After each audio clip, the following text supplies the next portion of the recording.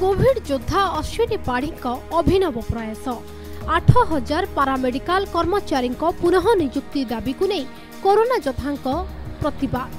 Bhadrak Charampa Covid योद्धा अश्विनी पाढ़ी शुक्रवार सकाळु भद्रकर हनुमान मंदिर पूजार्चना सारी कोविड किट परिधान करी भुवनेश्वर अभिमुखे बाहरी।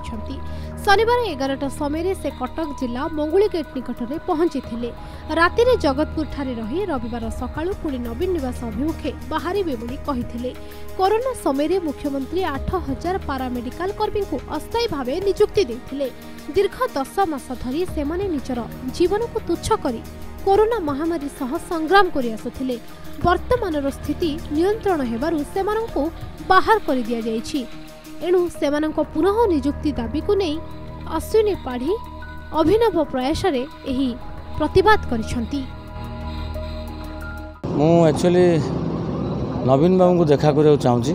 10 मास धरी कोविड योद्धा माने जीवन को पानी छड़े राज्यवासी समेत राज्य को एक नंबर मुखिया को एक नंबर करिया पर भी तांको बहिष्कार और तिरस्कार जदि दिया जाय पारे मुझे आशा करके जाऊँगी जे जदि नवीन सार को मुझे देखा करी तो निश्चय कोविड योद्धा मानकर करुण कहानी से शुणी पारे जदि तांको कान रे पड़िबो।